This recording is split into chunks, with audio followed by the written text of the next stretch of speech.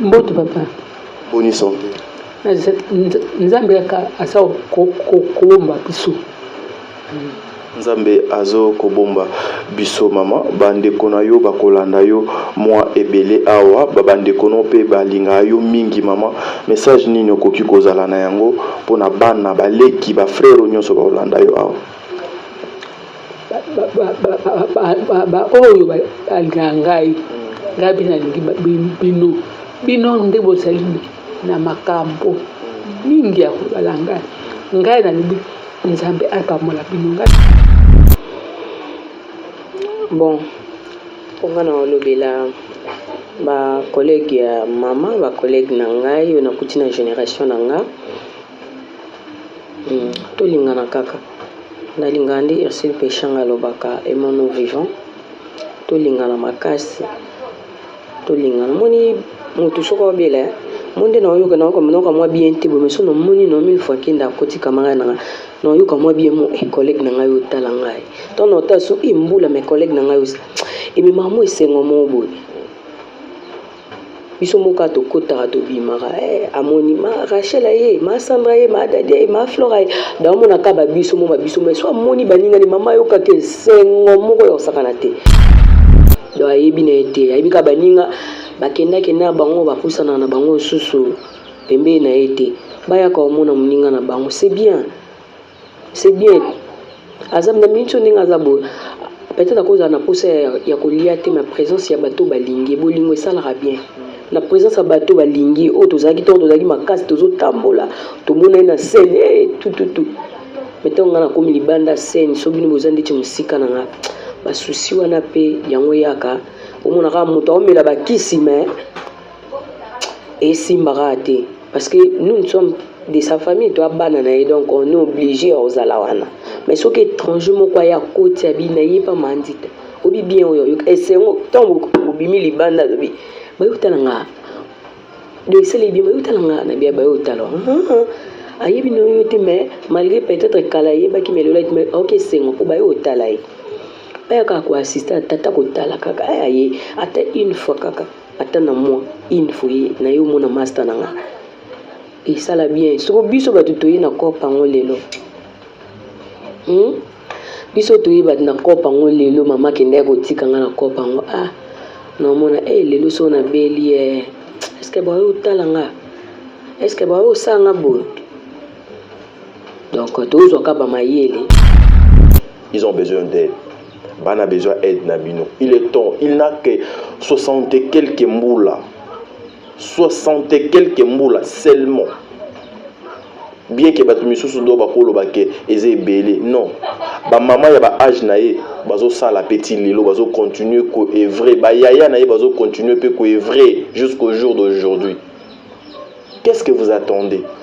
Vous attendez que cette maman ata la likolo pour que bobiman na bakaya minene na ba liste minene na ba groupe fongoma na ba WhatsApp. Celle-là, elle est encore vivante. Elle est encore vivante, j'allais dire. Elle a besoin de vous. Mais qu'est-ce que vous attendez? Qu'est-ce que vous attendez? Qu'est-ce que vous attendez? 7 ans aujourd'hui, elle est par terre. 7 ans aujourd'hui, elle est malade.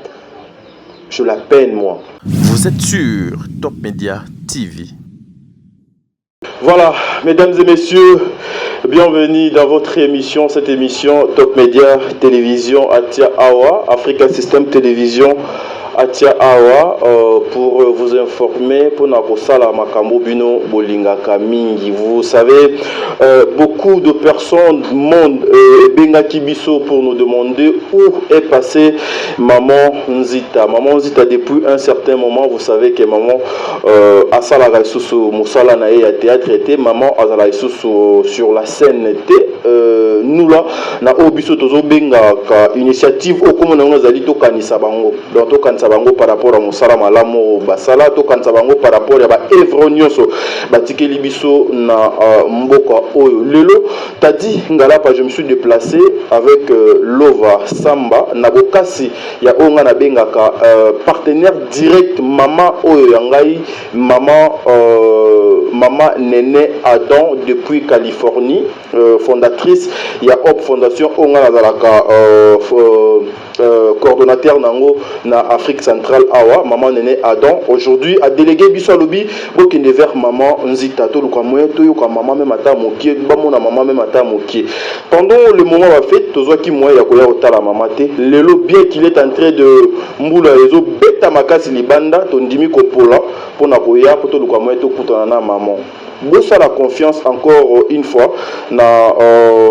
voilà bossa la confiance na Central Wenze za structure oyo efongwa misika oyo ebota misika c'est-à-dire en ligne au sombi biloko opesi adresse baye ko livrer ti place yozali ba se déplacer bango mo Central Wenze baye ti bisika yozali yango ba uti ko sala mbolo zo beta makasi mais Central Wenze avec celui qu'on appelle Gilles aye poto luka moyeto sala musala to luka ko sola na maman mais bon comprendre maman peut-être à cause la ndenge azalaka te ndenge alobaka te mais l'essentiel que bon comprendre que tozali na maman Nzita mbotema mbote papa bonne santé nzambe asa kobomba biso nzambe azo kobomba biso mama bandeko na yo bakolanda yo mwa ebele awa babandeko no pe balinga yo mingi mama message nini okoki kozala na yango pona bana baleki ba frère nyonso bakolanda yo awa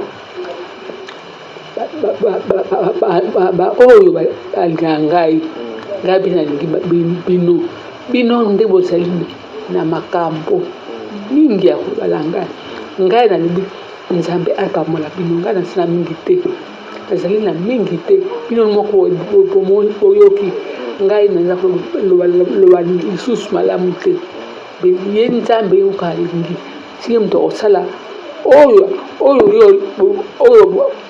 nzambe alingi osala ngai pe nasala nkamongo te. Voilà. Maman, un mot juste, comprenez qu'on ne va pas prendre maman beaucoup du temps, mais nous allons parler avec Rachel. Na Rachel neto lukapena moi eto zwa. Moi ba makambo belé ya maman ndenge nini maman ba soin na ndenge nini sale makande nini ezoleka. Comprenez bien que maman azan eta azanango mais elle avait dit quand même il faut asenga bandeko na ye merci quand même fois solo la na bandeko yo ba mona ye kala elo koni no ko kolobe pa mwana na yo o akanisi yo maman Nene Adam azana mboka États-Unis mama Nene alingi na sayi na mingi ya koloba na yo ngana sana mingi ya koloba na yo noko. Et ça, voilà. Comprenez. Merci beaucoup, maman. Rachel, maman, potion, voilà. Rachel, mesdames et messieurs, comprenez qu'il n'y a pas moyen que tout soit vraiment maman tant ébélé. Il n'y a pas moyen que tout soit maman tant ébélé parce que vous savez. Maman azokoka vraiment kolobate, mais je vais profiter d'une occasion de dire encore une fois un grand merci na ba maman na ba papa au bazala mité maman lamu. Ici moi je viens pas pour tenir micro oyo pour na banda ko sala na banda ko senga na banda ko lelela bat. Non, c'est mon travail. C'est mon travail. Naponanzela ya ko aider bat. Naponanzela ya ko lobela bat pour que les gens baya vers batona pona ko sunga bango. Cette maman, cette dame, c'est une maman qui a beaucoup travaillé à Evra na musala ya aria mboka na biso. Et na ba âge na ba etaba komi nango, il est temps aussi que nanzela musala na na bola mwasala et bandape ko futa et voilà maman Zozo, la femme de papa Noé Mabakala Nzinga, je pense Ertozala qui a watucho solana yo na papa Noé Mabakala Nzinga, maman Deborah Lubanda Kilo ba mère à Calgary, il est temps, je m'excuse, maman Blandine Tatala, Elanga Yangoyo, place ya Kolona, et sans oublier, ba Oyo, ba Koma Nyonso, pour Natadinga Lapa, maman Magui et papa Kina, maman Magui na papa Kina, Bosalanga, Esengo. Nzambe apambola bino pour tous ceux qui bozo sala pour Natadinga Lapa, maman Magui na papa Kina. Voilà, Rachel, la fille il y a maman Nabiso, to lukamoeto sola naye, to meka kozwa vraiment ba nyonso ona auto monde en internet na ona ba rumeur na lokuta. Rachel o lukamoya sola na biso na ndenga bo solo. Bonjour Rachel. Bonjour. Bonne santé. Kimeza. Voilà, Rachel, aujourd'hui, nous avons pensé à Lukamwa Yaoya Kokutanana maman, une façon Yakotike la maman Kolinae parce que pendant le moment bah fait tozo ki moi Yaoya Kokutanana maman te to mekana ko betali solo eza ndenge nini maman nous savons tous qu'elle est malade et sa santé évolution ezandé. Ouais, évolution déjà ça va. Dieu fait grâce à tout moment. Malgré que quand maintenant, on m'a dit que non, à lui, ma cambo, et outil n'a monté quand même. Donc, on doit réfléchir quand même. Maman Azala Azwaka, elle continue avec ses traitements ou bien le traitement est arrêté? Donc, pour notre traitement, ils ont un problème de malgré. Dans tout commune, nous avons hôpital, parce que maman Azala est bien. Donc, il y a un hôpital, ceux qui sont bien. Malgré qu'elle malade, mais elle est bien. Ça se voit que non, elle se porte à merveille. Non, mais Zéla, mais pourquoi tu parles des choses? Mais Ozolo Belango, je ne sais pas, Gilles, si tu es en train de comprendre. Maman Aza bien, mais si vous regardez Maman Atazo Kokolobate, mais Maman Aza bien, Alobi Makamoza na monté Mado, c'est-à-dire, lorsque une personne a Kokoloba bien, on suppose qu'il y a quelque chose aux autres handicapés qui est monté Loba Ndenge, ou Dobanaki Loba bien. Mais comment tu peux dire que Maman se porte à la merveille, Maman Aza bien, pendant que dans mes yeux, je n'ai pas que Maman Azali malade? Non. Biso toi ba chrétien. Même si tout va mal, biso ndenge biso maman biso yemokala kisa biso même tout va mal tout le ba kaka toza bien. A biso ta to lali nzala maman biso yemokala kisa biso non, ata bo lali nzala mutatu bo ba boza bien. Donc ça se voit maintenant so yebi que maman dit ta sala vie ça malade ça se voit. Mais na ko gravissant dans maladie moko boete. Asala na ya AVC tozi la tango nzambe parce que to consulter ba médecin belé. Tozi la docteur par excellence c'est Nzambe. Donc traitement malongé ou takapa Nzambe. Le cas biso batam kitoko kité Nzambe a fait sa souffle de vie parce qu'il y a des gens au bazar ba état au mama zana so moni bango tangsama ya miso. Tangsama miso ko quand même pas koloba. Ko quand même pas. Mais Nzambe a la maman grâce. Pourquoi pas tout dire ma grâce ou ana to bakeno. En tout cas comme mona maman boso na tali batum sunde bazali na moni maman ozala ki aba er moko mona ye na ya tamboli quand même misusu to tombola ka bango. Mais le quoi zo chamo bapa to le bakaka keno tout va bien parce que Nzamba azali le quoi zo bomba biso. Mais mutunyo so mona keno aza malade zo luka azala bonne santé zo ndenga azalaki. Ndenga azalaki na scène bo ka mama ndita Miss Muyombe wana skwaza yango te maza malade mo ya grave te. Maman Nzita Miss Muyombe yeyo bino bato bosenga kie bino bato botuna kie bino bato boluka kie maman Nzita yeyo je suis bel et bien dans sa résidence. Voilà, tu as parlé de maman Denise, mais nous savons tous que pour nous la membre na mutuelle de santé maman Denise il fallait la affilié kuna il y avait des conditions. Est-ce que maman a rempli ça qui va conditionner à qui carte? Conditions telles que mais pour avoir la carte pour nos côtes dans la carte il y a mutualité il y a maman Denise. Est-ce que maman a la carte? Oui, maman a la carte na a carte on a na carte. Mais oui na carte na oki bien te na keko na maman na carte on a na carte. Mais pourquoi maman zo keko na? Bon en fait toki na biso na ok na hôpital. Ok na hôpital parce que avant na to banda banini bato zo baka azaka na médecin alandela kai. Azana médecin alandela kai azwa bakisi.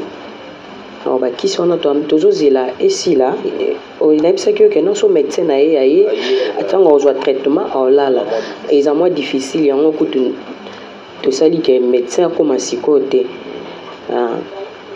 Donc tous il a asili traitement na ye nde biso to komi kolanda na hôpital na biso o azwa ki carte assisa traitement parce que to ko kende awa to azwa traitement to ki sous kuna zo traitement donc il déjà ndingazana a comme déjà faible bon puis ça qui ça puis ça donc on termine avec ça de si na docteur wana assisi traitement na izo si la lelo soka assisi traitement na ende ngamoko na okena iti na hôpital kuna basala avec examen mususu.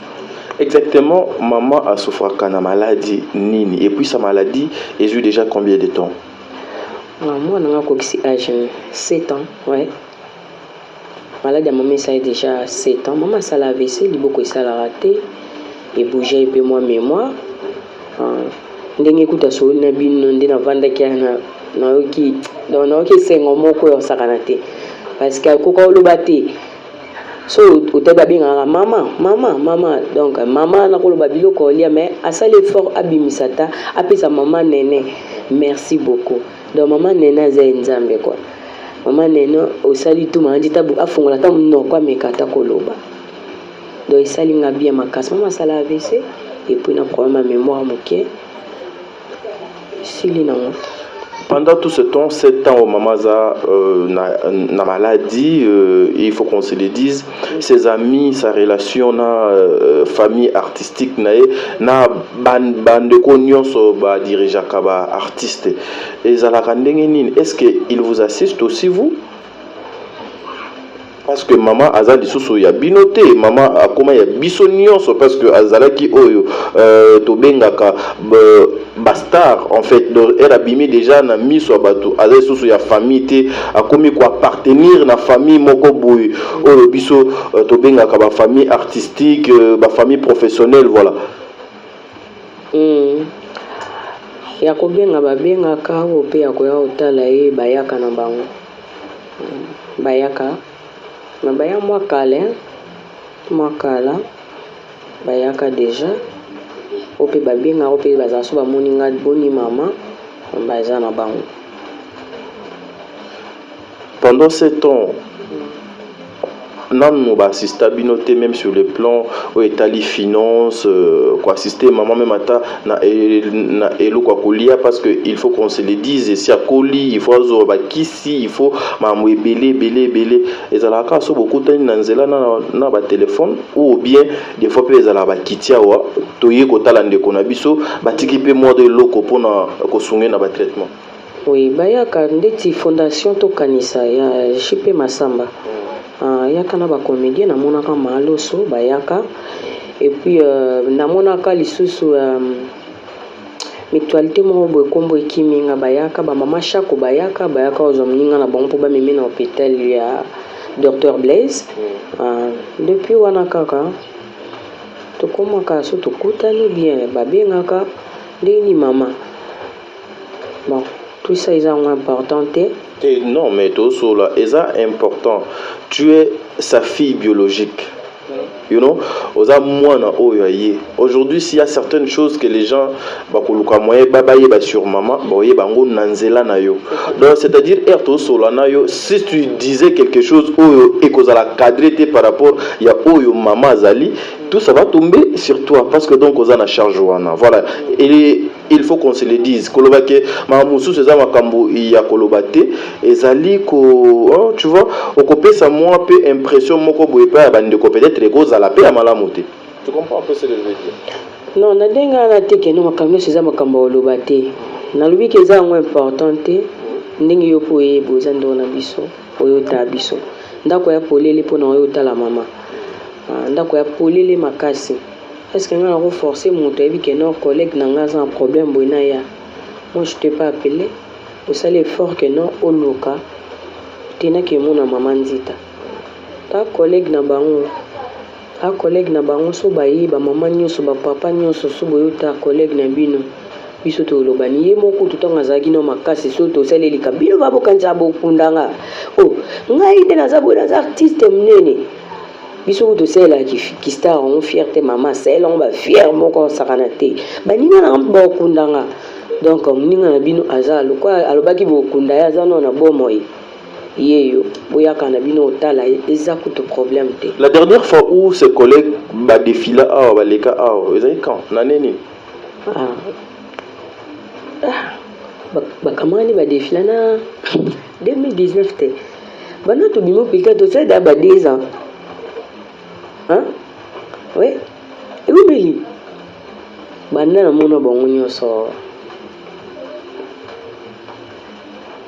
Maman, comment toi tu te réserves beaucoup. Je comprends qu'elle est aussi parmi les comédiennes, voilà. Donc il faut comprendre, azoba la paix, la relation na yena banzela donc atambola. Mais moi, je suis venu faire mon travail. Mosala oyanga ya koluka ya information eza fiable pour na repesa bino parce que nous tout monde a bâti très belé maman nzita kufi maman nzita bouye aujourd'hui moi je me suis déplacé na décidé nga moko na kita sur terrain pour na zoa information o esengeli vous aussi o bozela ka ke moto so akufi on déplace tout le monde à la cotisation minene ba enveloppe ba kaki bitumbe bandi makambo bandi koleka elle est encore vivante.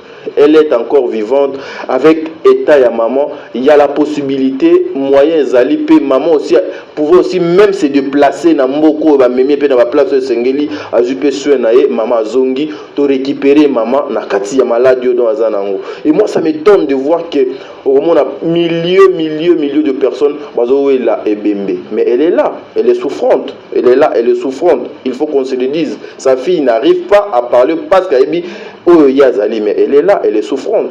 Azan a besoin il y a assistance nabino, Azan a besoin boya verrier parce que c'est impossible que ya ver bino nata oh. Voilà, c'est tout ce que nous nous demandons. Mais Rachel, je veux pas te prendre beaucoup du temps. OK? Je veux pas te prendre beaucoup du temps.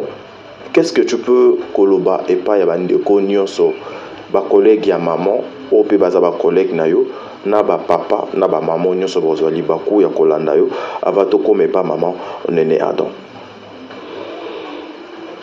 Bon, on va na lobela ba collègue ya maman ba collègue na ngai yo na kuti na génération na nga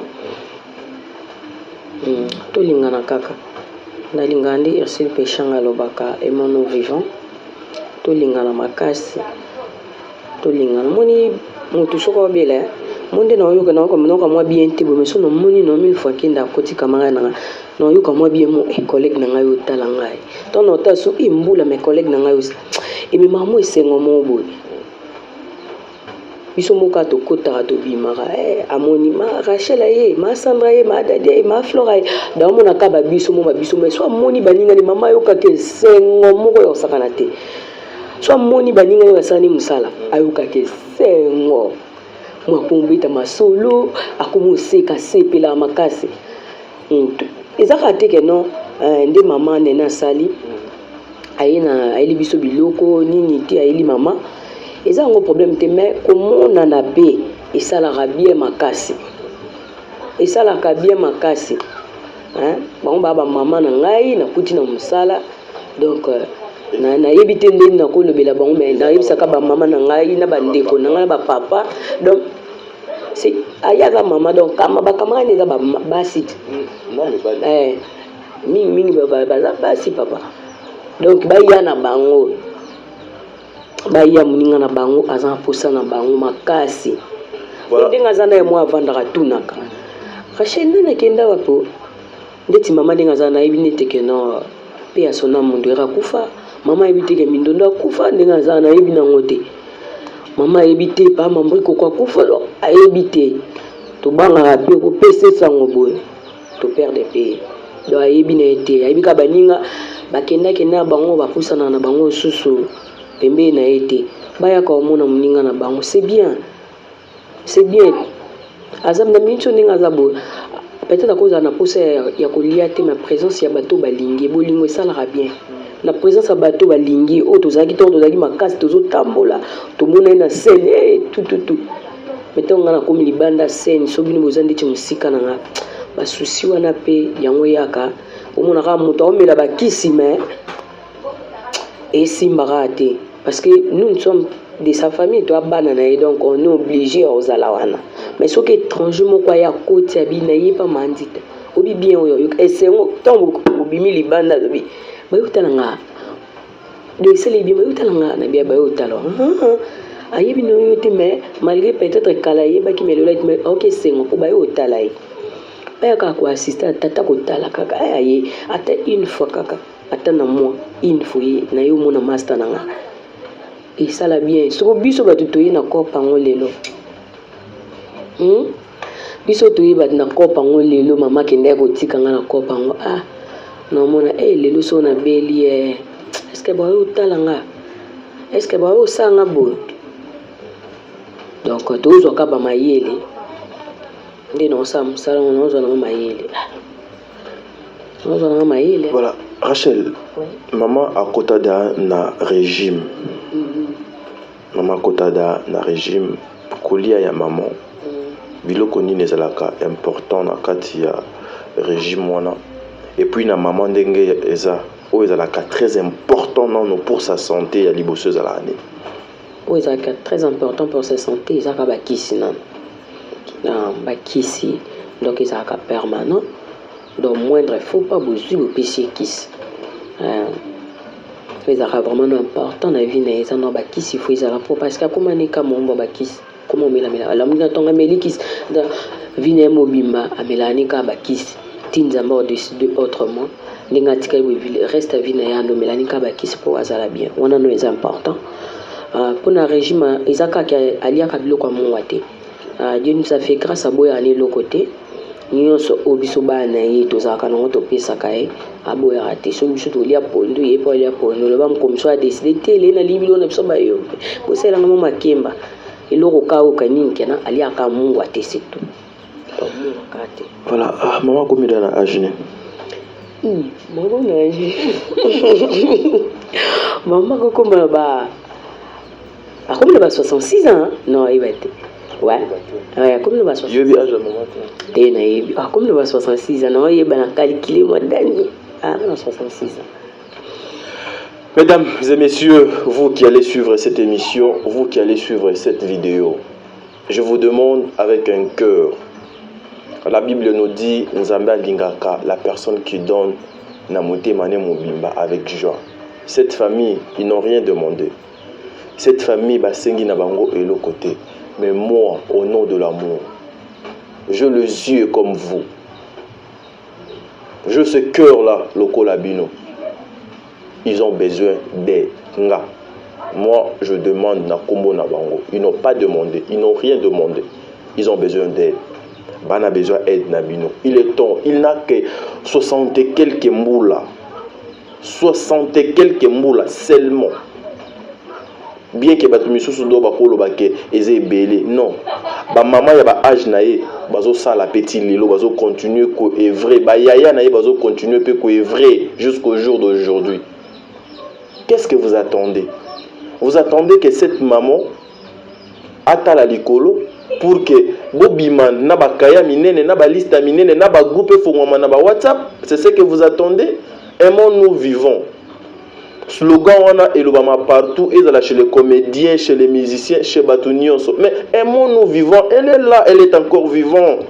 Elle est encore vivante, j'allais dire. Elle a besoin de vous. Mais qu'est-ce que vous attendez? Qu'est-ce que vous attendez? Qu'est-ce que vous attendez? 7 ans aujourd'hui, elle est par terre. 7 ans aujourd'hui, elle est malade. Je la peine, moi. Comprenez, je ne peux pas continuer moi mon laï parce que sinon je ne permettrai pas que bomona maya miso nangai nzambe abate la maman, nzambe akozalana maman, nzambe apé sa maman makasi. On était venu juste kotike la maman eloko ya mokie obiso to kanisa ki pona maman Hop Fondation to lobite to kanisa maman na eloko ya mokie toza nango to que nous partager na maman. Qu'est-ce que Okoki Kobakisa par rapport à tout ce que tu as dit et puis un mot et pas maman Néné Adam depuis Californie.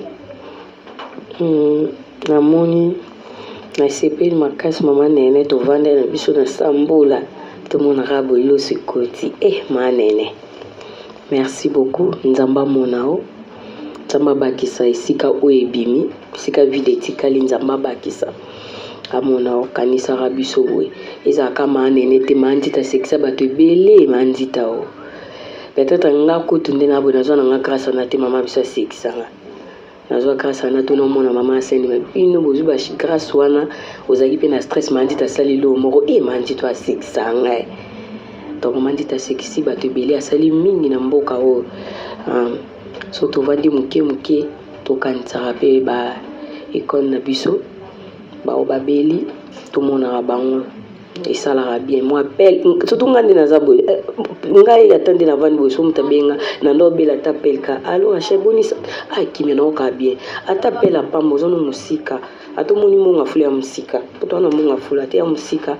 Obenga ta pasinga collègue na ngai. Ah, mon ami ndenge ni. Toto yebise ki ah un tel mutabengo et ça l'est bien. Musika wana, quand tu veux dire musika, non linga kuto nakata meyo odocha suma musudo et pesa kanda. Musika par rapport à quoi? Musika par rapport non, attendez s'il te plaît.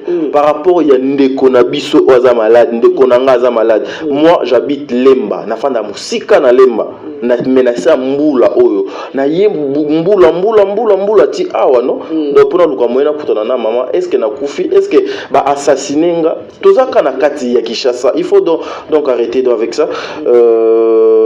Rachel, si vous avez un message important, occupez ça.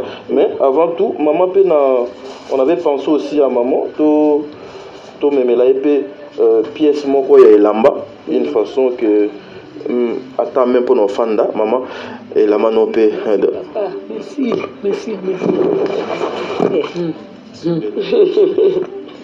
Voilà, donc c'est ça maman. Liputo même ata erio bando fanda pièce la mana yo ofanda ka na yango nzambe apambola. Merci papa. Ngana lubi oya merci ezeli ya mkuse. Ngana lubi mingi na lubi ya mingi te. Nzambe apambola bino. Merci. Voilà. Rachel, ton numéro de téléphone pour que si les gens ont besoin, parce que moi j'aime bien comme ça. Si vous voulez assister maman Nzita, la Miss Nzita, au Bolingaï Mingi, si vous voulez l'assister, sa fille est là, elle va passer son numéro. Bobengaï na numéro oye à Opesa. Ce qui vous monique numéro elle est quitté. Vous pouvez appeler sur le numéro affiché na CIA écran nabino wana bozwanga moko tadingala pa non solo nabino et je vous dirai ninyo bokoki ko sala pour arriver chez Maman Nzita. Merci.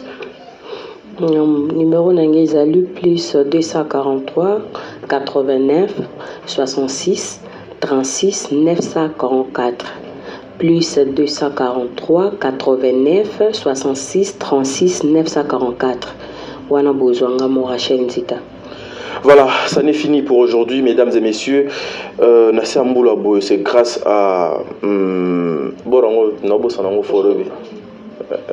voilà, Nassé Yamboula Boé, Tomoni Mboulate, nous nous sommes déplacés, c'est grâce à Central Wenze, structure Ezaka, que non, ce que Bengika na téléphone, c'est-à-dire ce Bengika na téléphone, au Bengika na téléphone, nous sommes en contact avec l'équipe Mobimaya Central Wenze. Kwenyon Soyo Zali.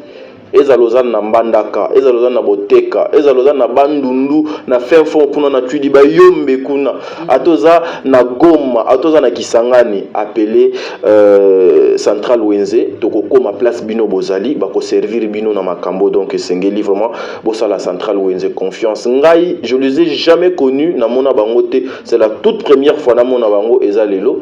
On avait parlé au téléphone, Tosali commande en ligne, on a payé tout en ligne et exactement, baye kolanda biso ti place biso to il fallait to tikabilo kona biso basali livraison voilà. Awa penande to kabonana bino, mais je dis un grand merci à cette grande dame maman Néné Adam avec votre grand cœur Kamisala Oyo Hop Fondation. Nous sommes là pour na ba personnes vulnérables, pour na ba maman lokola ba maman Nzita, c'est ça vraiment na domaine na biso tozala wana pour na ko assister. Un grand merci une fois de plus à maman Zozo, la femme de papa Noé Mavakala Nzinga, tantôt na lobaki angwawa boutaki obenga kuto aposola na maman Nzita. Je pense que promesse nabino beaucoup réalisé ango maman Deborah kilo wa mère à Calgary baza lokola alpha na omega. Maman Magi na papa Kina bo binope bo mikoti sa na kati ya logique wana ya osunga ba personnes vulnérables. Voilà, participation na bino et pas maman oyo ekozala vraiment esengo pe lokumu na nzambe. Voilà, au moins ozala nelo ko bakisa sinon toko kabwana awa. Non, elo ko bakisa te. Ka merci na maman Nene. Maman Dane ko bakisa. Maman. Alo bakisa. Te alo bakisa ko kya ko kana lo bate. Maman te. Voilà, merci. Voilà, ça n'est fini pour aujourd'hui, mesdames et messieurs. C'était Tadingalapa, na micro, il y a Top Media TV officiel. Derrière la caméra, c'était Lova Samba. Merci beaucoup, Lova Samba, assisté par monsieur Jules Oazali à Central Wenze. Voilà, peut-être ceux qui marquent sur le tamboli bien, monsieur Jules. Ticket de jeu Kozala, pourquoi pas logo marque déjà ya Central Wenze et Kozala na ba chaîne oyo edifizaka Tadingalapa pour la promotion ya Mosala au bien. Merci, d'ici là tenez-vous bien, bye bye.